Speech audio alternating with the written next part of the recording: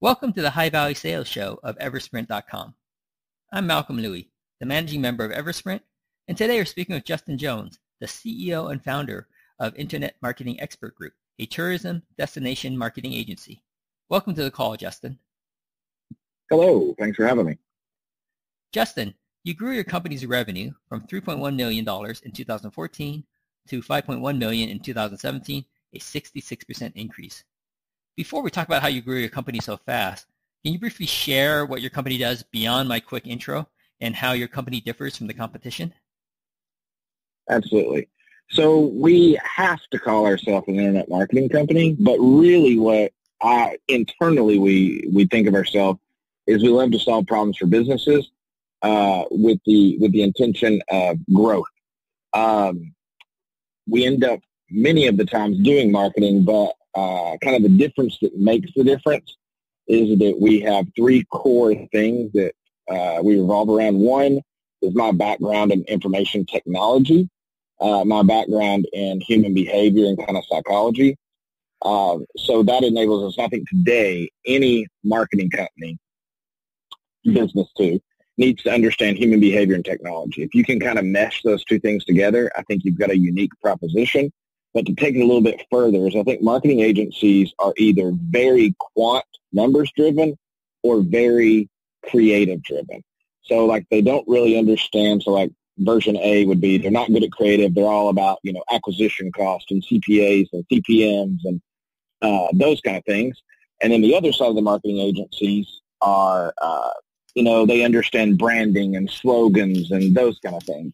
And I think in today's world, I think you've always needed this, but more so in today, you need a good combination of both. Good creative branding, but also back to those numbers. Because today, with the data that's available with us when we market to people is so strong, it's real easy to get like real short-term numbers driven and not think about the longevity of a brand and thinking about the future. So to recap that in short, technology, I did that with an IT business I had for a very long time. So I understand the technology, understanding the human behavior and psychology, understanding how people are, because it's hard to be in, if you don't understand humans, I think it's really hard to be in business. A lot of people don't think that way, but that's my belief. And then lastly would just be really focusing down on business growth. Sometimes we'll meet with clients and we don't even really talk about marketing much. We find another issue in their business. So having a good understanding of core business skills and tools to help identify problems, solve problems, and really just listening for problems that they may or may not even know that they have, and then turning them into opportunities for both of us. So taking problems, turning them into opportunities for us and our clients. It's kind of a long answer, but that's kind of the difference that makes the difference in what we do. Well, your answer may have answered my next question for you. My next question for you was going to be, what were the three biggest drivers of your sales growth from 2014 to 2017? Did you already answer it already? Was it your technology, your understanding of technology, your understanding of human behavior, and how your business focuses on the problems that your clients may have? Or is there more to it? Yeah. These are some questions that we ask internally. Yes, those as well, but there's maybe two missing parts. One would be being really good at what we do and focusing down on people always say add value to the clients, but to add value, value to me is not value to you. So getting in and understanding what is value and what does success look like for the client, and then reverse engineering back from that. People aren't used to that, so that made our product a little more sticky than others because we're not coming in and going, hey, how can we help you grow your social media? Hey, how can we grow your website traffic? Those are things we do, and we're ridiculously good at them. But that's not where we start. We always find out what problems are you having, and then do we have a tool or resource to help you solve that? And with that said, we have about 40 or plus tools that we use, and some are proprietary, some are not, to help us solve those problems. And then if we can't help you solve your problem, we're very quick about saying, hey, we're not the right company for you. And if we know somebody who can help you, we do that. And if we can't, we just say sorry and move on. So I think that, one, we've had a good recurring client base, not a lot of churn in our business because of that. So that's one growth driving factor. The second growth driving factor, I believe, would just be that because we do that, we get a lot of referral business. We don't market much ourselves. Our real problem has been we have a bottleneck that is me. That's not something we're proud of or excited about, but we're working through. Of just the strategy all comes from me. So we've actually could have grown a lot faster if we had marketed ourselves and if we did not have the bottleneck of me, which, as I said, we're like working through. That's one of our core focuses in 2019. So we had really good growth because of that, but we could have had a lot more if I wasn't the bottleneck and we were able to market ourselves because we had a scale problem. But the three driving factors, to recap, would just be great referral business. So we ask ourselves, if every single bit of our future business were to have to come from repeat business, how would I have to treat my clients? What value would I have to add to them to make sure we get that? And then if all of our business had to come from referral business from their existing client base, what would we have to do? What infrastructure would we have to build? What questions would we have to ask? What tools would we have to have? So those are kind of the two driving factors with that. So really it's all been internal growth as opposed to external. I don't really have any crazy this social media campaign, this advertising campaign we did that. But I think a lot of people miss that, and they're always looking for what little tactic can I use as opposed to a strategy of just getting more business from the people that you already do business with that love and adore you already. Right. Okay. So let me clarify and recap and make sure we're on the same page. So the three most important factors that drove your growth.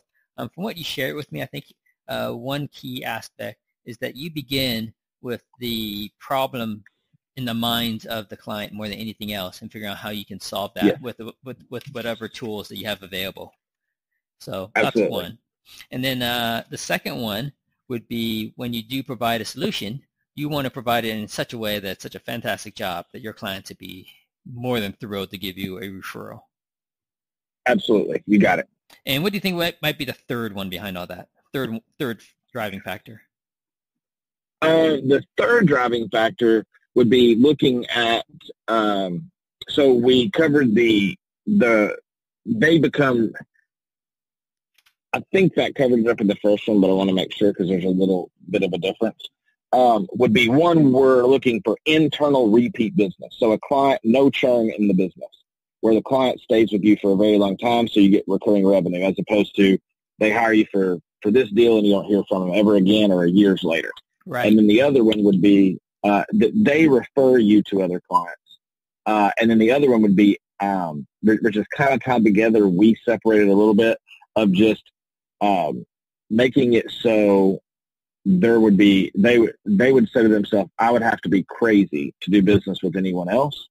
And that comes from an internal side of just, well, one is their values, and then what tools and skills do we need to make sure that we can continue doing that, especially in today's, marketing and business landscape. Things change really, really quickly. So you got to kind of really be looking around corners for what's going to happen next so you can be one step ahead. If not, your competition may be there, and then that client says, oh, this other company can do this. Can you? Oh, no, we haven't even heard of it. So then you're kind of stuck. So It's kind of the same thing, but we look at it internal and external. How do I fulfill the client's values, and then how do I look around corners to see what's coming next?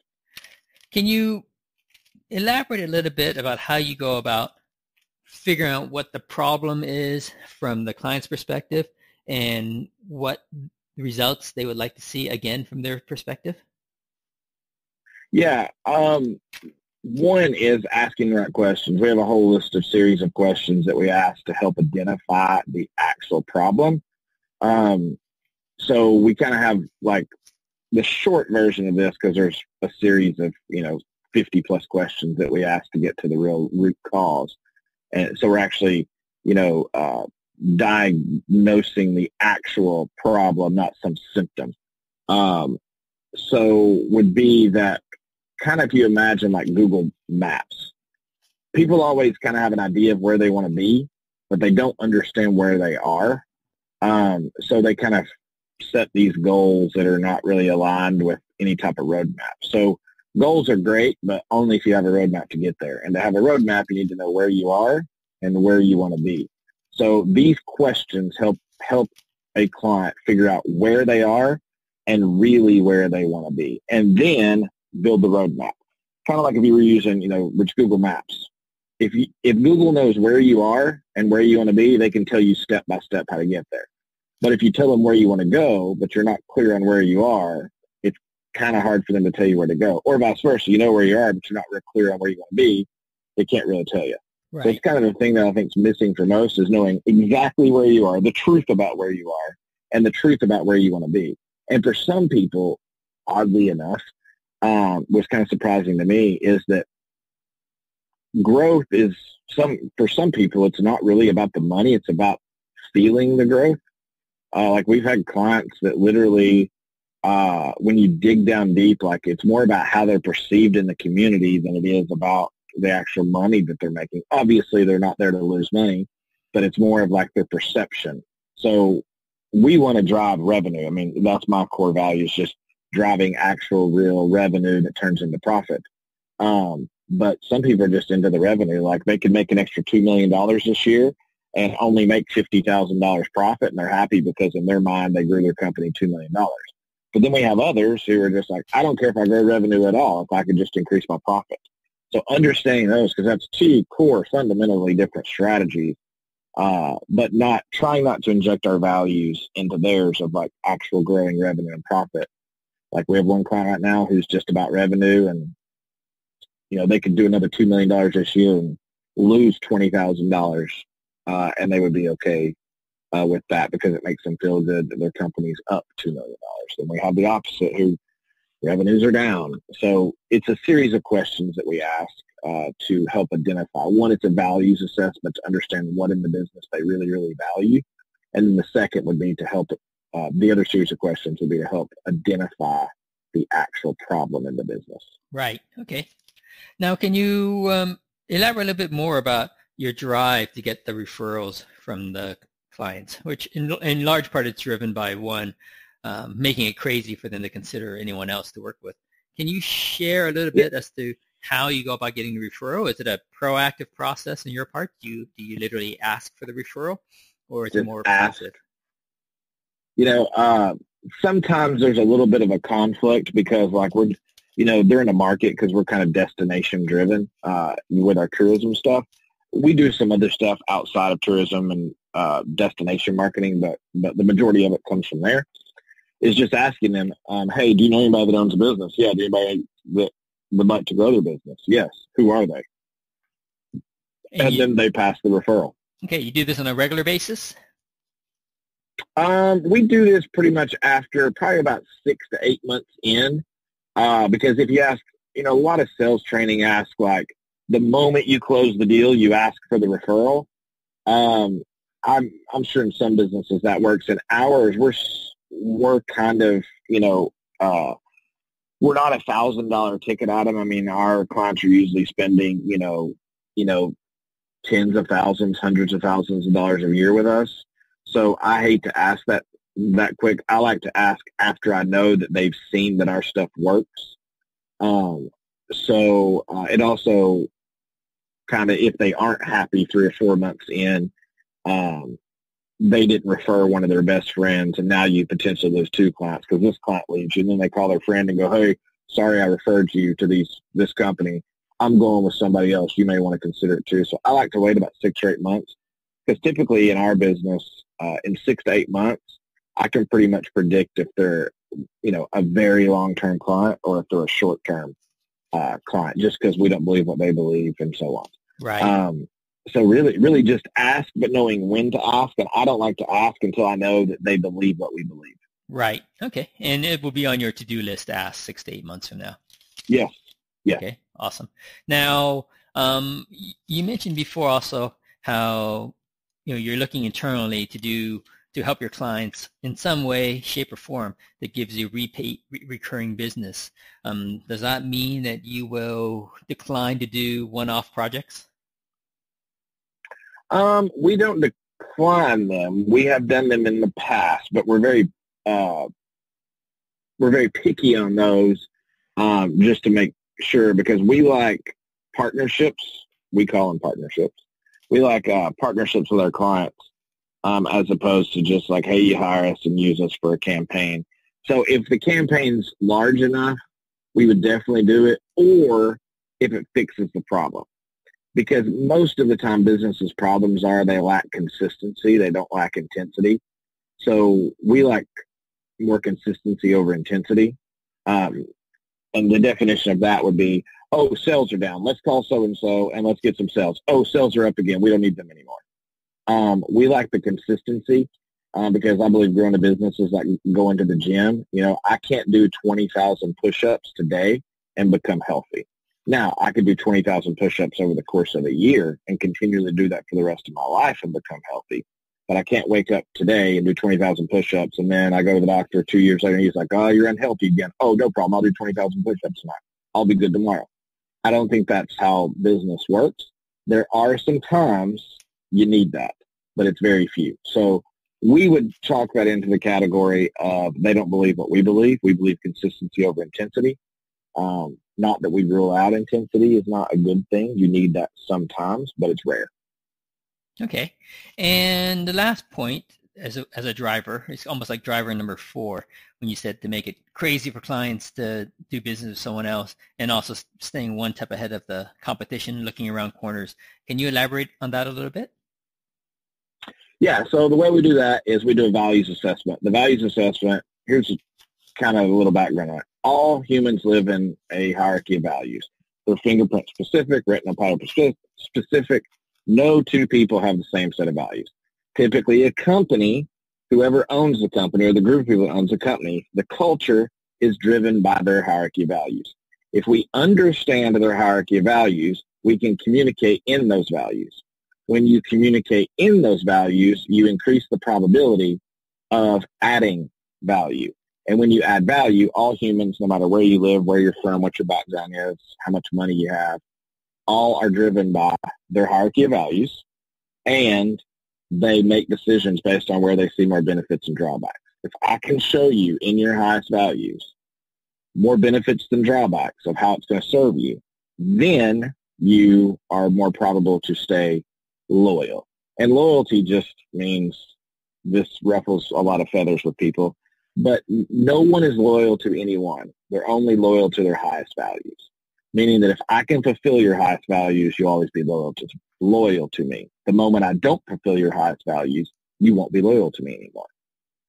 So understanding their values through the questions that we ask, so we truly understand their values, and then communicating everything we do back into those highest values, then you get a loyal client. You don't have churn in the business. Right. So this is where your behavioral understanding comes into play. Yes. Awesome.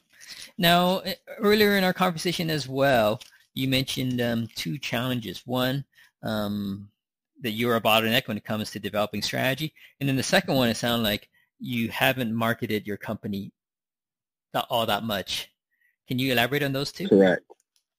Yeah, so kind of like the old saying goes that, the mechanic has the worst car. We've not marketed ourselves at all. We do amazing marketing for other people, but we've not marketed ourselves at all. And 2 reasons for that. One is we're so busy working on other clients. That's a bottleneck. Second reason is because we started to do marketing about 5 or 6 years ago, and we scaled too quickly, and we started having churn because we couldn't scale fast enough to keep up with the demand. So we started being not as good with our clients, not as communicating well with our clients, and we just couldn't scale that fast. So we scaled back on marketing ourselves for that reason too. And we just kind of scaled completely back, so we didn't create all this churn that we were creating. I mean we keep the mass majority, 98% of our clients stay with us for a very long time. It was getting to the point where maybe 85% were staying with us for that year that we did marketing. So we pulled back on that. And the bottleneck with me is just figuring out how to scale, get what's in my head out and scalable, and a training system and process internally to make that happen. We're getting closer to that. We're not 100% there. So the bottleneck still comes to me, because as we bring on new clients, all that has to be filtered through me, because I haven't processed systems and process to scale what I know. And that is in the process of being happening, but we're still a little bit of ways from there. But it is very much going to happen here in the near future. It's just documenting everything. I'm in the process of writing a book. I'm in the process of documenting all this stuff out, so everything that's in my head can be out, and then others can do it. Can you give an example of one of the processes and systems you have in your head that you're currently documenting and looking to train up others to execute? Yeah, sure. So one is we base all of our pricing on value, not on, for example, social media management. When we see our competitors bid on stuff like that against us, it's somewhere between $2,000 and $3,000 a month for the type of clients that we go after. Ours is $500 to $600, and we're way better than them. That's not my opinion. The data shows that. When you compare our social media efforts to others of our competitors, we kill them. But there's a process I use to go through and figure out what the value of that is. And if I want to make more money on social media, I have to increase the value. It's kind of hard to talk about on this podcast, but basically I have a formula that I've built to figure out acquisition cost, whether you can track revenue or you can't. There's two models. It's actually more of attention-driven CPM, cost per thousand model, versus the other, and figuring out what you should be paying. But also we can analyze the marketing and figure out, is this a good investment or not, whether it's with us or with somebody else, because not all of our clients use us for absolutely everything. So we can analyze our stuff and others to find out if there's an actual return on investment, because we day trade attention. So we want to be able to see what the return on investment. So we look at ourselves as more of a financial advisor. We're doing marketing, but we look at it from a financial advisor standpoint to see what's the return on investment. To do that, you have to know what the value is. So right. I built some special formulas to do that. Right. The numbers side of it that you mentioned earlier in our conversation. Yes.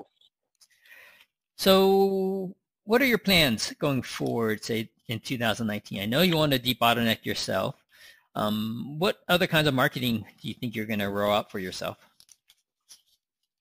For our clients, we're constantly building tools that are specific to us to help scale time.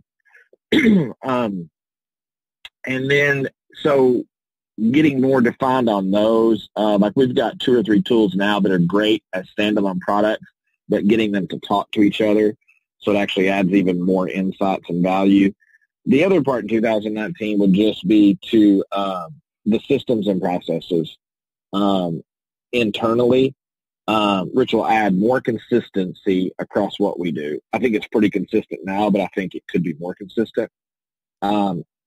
Taking me out of the bottleneck, I don't know if that'll happen this year, maybe. And then the big thing is just continually to eat away at the systems and processes. The writing of the book to let people know kind of how we work. It'll also help internally as well as externally. And then the other biggest thing that we've talked about internally, we just had a big meeting about it a couple of weeks ago, was on building roadmaps for everything, because we're huge about having an idea, but we don't build a roadmap to execute on that idea. So either the idea kind of falls apart halfway through and doesn't get completely executed on, or we build the roadmap to the idea and go, man, that's going to take longer than we thought. So that helps us with timelines. So continuing with our good ideas, but building actual roadmaps. When we have an idea, we say, hey, here's our idea, and building roadmaps to all those ideas is kind of the deal for 2019 that we talked about. Okay. Probably make more sense internally, but hopefully that makes sense to you and the audience.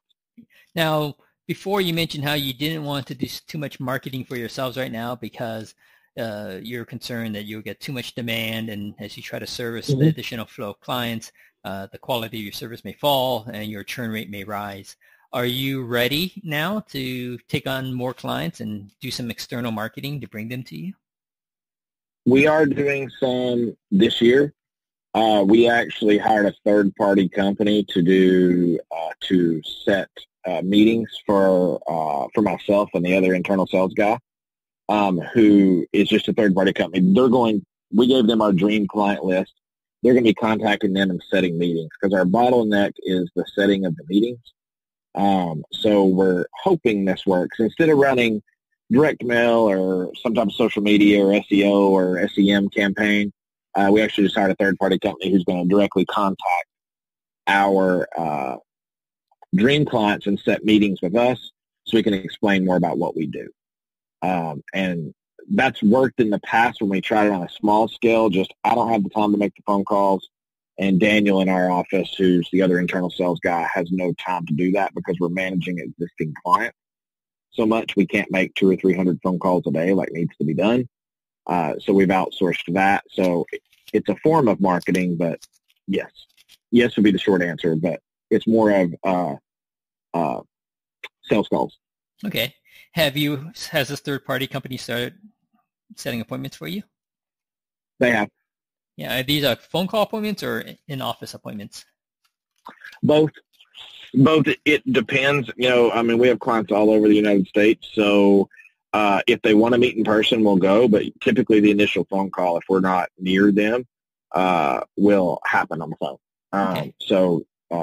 And yes, that has started. And how are the results so far from that process? Really good. Really good. Our biggest problem in our business is the bottleneck of media and obscurity, which kind of go hand in hand, because if I'm the bottleneck and we're not obscure, then we create a churn problem. We get a ton of clients, but we lose them. Not all of them, but, we're losing 20 to 25% just because we can't keep up. Or if we take away the obscurity, we don't have the churn problem. And I'm more of the guy who wants, I want you to be a client forever because it's a partnership. So I don't like instead of getting $100,000 from you one time, I want $2,000 or $3,000 a month from you for the rest of your life so I can help you and stay a part of you. Yep. Yep. Now, you said before obscurity. Can you define that a little bit more? Sure. No matter how good or bad your product is, the first thing you got to have is attention. You got to have somebody's attention to tell them about you, whether that be your product's good or bad. However they perceive it, you got to have their attention. If you don't have their attention, you have obscurity. People don't know about you. And our issue is people don't know about us. And when they do, they want to use us. And when they want to use us, they want to use us at scale. And when they use us at scale, we have a churn problem because we don't have the systems and processes because I'm the bottleneck to back that up. Right. And I think a lot of small business owners can relate to with them being the bottleneck and stuff. Yep. So it's a very common problem. Yeah, for sure. And I see how it all ties in now about how you're keen on hiring the third party to set meetings for you because it frees up your time, right? You don't need to make your 200 to 300 calls. Now, how many appointments are these guys making for you every day? We've been testing different types of messaging when they call, because obviously the guys that are calling, what we do is kind of complex. It's hard to sum up unless you understand, you'd have to understand 40 plus tools, understand our process. So it's very more of just like they're calling to not sell the product or the service. They're calling to sell a meeting. Yep. So we've been testing different messaging through that. And the end goal will be that, they're to set us 5 meetings per week. You could say 1 a day. Of course, it's not going to happen consistently at 1 a day, but the goal is 5 per week. And right now we're doing 2 or 3 just because we're fine-tuning that messaging for conversion purposes on the call. Working on what type of drip email do we send after the call? Do we run retargeting ads after the call to them? Those kind of things. Kind of a multi-channel kind of approach that we're fine-tuning. But the end goal, if we could get one meetings set per day on average, we would be doing really well. Right. Okay. And have you worked? I'm sure you did already because you guys have a heavy numbers focus. Is their cost per setting appointment attractive relative to what you've been spending before? Yeah, very. It'd have to. Anything would be better. Okay. Because we've hired some internal, like, had our own mini call center with 2 or 3 people grinding out calls. It doesn't work. One of the there's an upside of where we are. If you're in the tourism business, we're in one of the most popular, our headquarters is located in one of the most popular tourist destinations in the United States. It's great for culture from the execution side of what we do. It sucks for sales because it's a very small town. Like when you go to bigger towns, if you're hiring a salesperson, you can get, easy as many great candidates as you need if you're looking for, 10 or 15 people. For us, it's not. It's, as I said, it's a very small town. Great for tourism culture. For our writers, our bloggers, our designers, our social media people, all that kind of stuff is great, but it's bad for sales. So we had to outsource that. So they're in a much bigger city, and it's working out a lot better. So we either had to open up a call center in another city or location, a bigger city, Atlanta, a Miami, or somewhere, or outsource. So we chose the outsource for now. Right. And they're making appointments with businesses throughout the nation then? Yeah. Right now, primarily on the East Coast because we love the destinations. And to define a destination for you, the audience there would be like a tourism destination, like a Myrtle Beach, a Destin, Florida, a Hilton Head, those kind of where there's vacation rentals, and where there's hotels that are more destination driven. So an ideal client for us is an independent hotel in Myrtle Beach and Destin, Florida, not necessarily a Super 8 or a Econo Lodge on an exit off of an interstate. We're not very keen to helping those. Our target market is a destination, like I said, Denver, Colorado, if you want to go further out west. Those are great to have destinations that people go to for vacation. Right. And you're contacting the owners of these independent hotels directly? Are those the right people? Yeah. Yeah, and as I said, about 90% of our business is that, but we have everything from attorneys. We have some attorneys we work with for their marketing. We have some real estate, some land sell people that they're nationwide. They sell land all over the United States. So we have some vastness in that, but 90% is pretty much in the tourism space, from destinations, cities, states, CDB, DMOs. That's not going to mean much to most people, but, convention visitor bureaus, destination marketing organizations, which is typically funded by the government. Those are ideal clients. Independent hotels, vacation rental companies, attractions is the core of that business, though. Okay. Now, can you share with us how much you're paying per appointment? I don't really know at this point because it's been such a little short period of time. I can tell you our target. Okay. I don't necessarily know that we're there yet because it's kind of one of those things like, you load the top of the funnel and until the base of the funnel gets a little bigger, it's hard to really tell acquisition cost. Yep. But if we could be somewhere per appointment around the $500 range per appointment, we would be okay with that. Right. So you figure if you get, just to do a very rough estimate here, say you had 20 appointments that you paid $500 each of, how many of those 20, after you do your filtering, after you do your discovery call, making sure that they have a problem that you can solve and that you want to solve, how many do you think will end up being a client for you? Yeah, once again, I don't think we have enough data to say what it is, but I can tell you what I think we hope it is.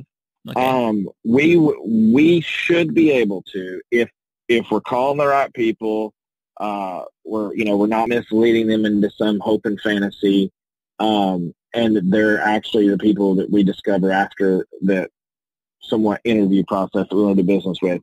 If we could close 25 to 30% of those, we would be happy with that. So if we could get our median costs around 500 and then our conversion rate around 25 to 30% that become an actual client, we'd be good with that. Right. So you roughly speaking, you'd be paying, like say you did 10 appointments and then you get say 3 clients out of it, roughly speaking. So you paid $5,000 for to get to acquire 3 clients. So that's actually a pretty attractive price there, considering that they're paying thousands with you every month, right? I don't know that we're going to get there, but that is our goal. And based on our reverse engineering the numbers, I think we can do that. But this is very unique to us. So it was all kind of hypothetical numbers. But in the next couple of months, we'll be able to tell what that is. Right. Fantastic. Now you kind of done a little bit of this already, but maybe you can recap it again. Who, again, would you say are your ideal clients, and what's the best way for them to contact you? So an ideal client would be anyone who is, I talked a lot about tourism stuff. Of course, that's ideal. So an independent hotel owner that wants to grow their business, a vacation rental company, that's, a hot topic recently with the Airbnb stuff. An individual Airbnb owner is not ideal for us, but someone who manages, a lot of vacation rentals. Our average client probably manages 100 to 250 vacation rentals. Those are ideal. A CVB DMO, that would be like, a city who is trying to drive tourists to their area. That's really ideal. We do really, really well with those. A state that's trying to drive people to the state for tourism and tax dollars. But outside of that, just anyone who really wants to actually grow their business and they're doing pretty well already, but they want to just have that like edge and outside perspective brought in, and they want to save money, save time, and grow their business, but actually grow their business. The 3 questions we ask is, how big do you want to be? How fast do you want to get there? And the 3rd question is the hardest for most people. What are you willing to change to make that happen? So that's kind of our 3 questions that we start out with. That's what some of them. How big do you want to be? How fast do you want to? How big do you want to be? How fast do you want to get there? And what are you willing to change to make that happen? And then anybody who says, knows how big they want to be, knows how fast they want to get there, and it's congruent. Like if they're doing $1 million a year and they say, I'd like to do $15 million a year. How soon? 6 months. Okay. Your willingness to change better be huge. But if you're doing $2 million a year, want to go to $3 million and you're kind of stuck, we usually get a lot of businesses who are stuck. They did $2 million last year, 2.1 this year, 2.2 the next. So they're growing. Things aren't uncomfortable, but they go, man, I've been growing like 4 or 5% every year for 5 years. How could I grow 20%? Those are ideal customers for us. Somebody who wants to scale their growth, but they're doing a pretty good job. We're also good at pulling companies out of the hole who have been declining 10, 15, 20% year over year for a while. We're good with those, but an ideal customer would be one who's just 4 or 5% growth every year, and they're like, why am I not growing 20%? I think it's time to do that, but I don't know how. That would be an ideal. Okay. And what's the best way for those companies to reach you? They can go to our website at imegonline.com. That's IMEG online.com. The IMEG stands for Internet Marketing Expert Group. Or just Google Internet Marketing Expert Group. I think we're number 1 and number 2 on Google, if you can't remember that. But just the imegonline.com is where you can reach us. All right, fantastic. Now, Justin, one last final question. You share with me who your ideal clients are. It sounds like you have quite a number of different customer avatars to focus on here. So are there any among them that would be your most attractive, the ones that you're really keen on focusing on first? Yes. I'm going to take just a second to answer that. All right. The people that we do the best with are the cities and destinations, like a city who's trying to drive tourism to drive tax dollars. We are really, really good at that. The problem with saying that is that when we ask them, they have a different motive for growth that we don't sometimes align with. They're looking for more, how can you make me look good? How can we look busy as opposed to real numbers? So they don't want to change. So when we ask how big do you want to be, they know an answer. But when we get to the, how fast do you want to get there, they can answer that. But when we ask, what are you willing to change? They're not willing to change much to get there. So those are difficult, but there are some really good ones out there. Those are ideal. People who are willing to change that are in that industry. Second to that, it would really just be anyone who is out there who has a good, stable business, been growing 4 to 5%, and just been like, man, I don't know how to take this thing to the next level. We've got some problems here. I know what they are. I know where I am. I know where I want to be, but I need some help building that roadmap to get there. That would be the ideal person who kind of knows where they are and where they want to be, but they're not real sure how to get there. We can absolutely help with that. We're really good at the building of those roadmaps to get from where you are to where you want to be. And size-wise, typically, a company doing under probably 50 million. We've got a couple of customers who we've really helped that are doing our largest customer. Of course, they don't spend this much with us by any means, but their revenue, is in the 70 million. Next year, their goal is 100 million. So when they come on board with us, they said, we're doing 30. We want to figure out how to do 50. We helped them build a roadmap to get from 30 to 50. And in fact, this past year they did 70, so they were ahead of pace. But just someone who can answer those questions. If you can't answer those questions, those are okay. Still love to talk to you, but that's the ideal customer for us. Okay, fantastic. Thanks so much for joining us today, Justin, and sharing how you accelerated your company's high-value sales. Well, thank you. We've been speaking with Justin Jones, the CEO and founder of Internet Marketing Expert Group, about his company's rapid growth. For interviews with other fast-growing, high-value sales companies, or to learn how we can accelerate your firm's high-value sales through automation, visit eversprint.com.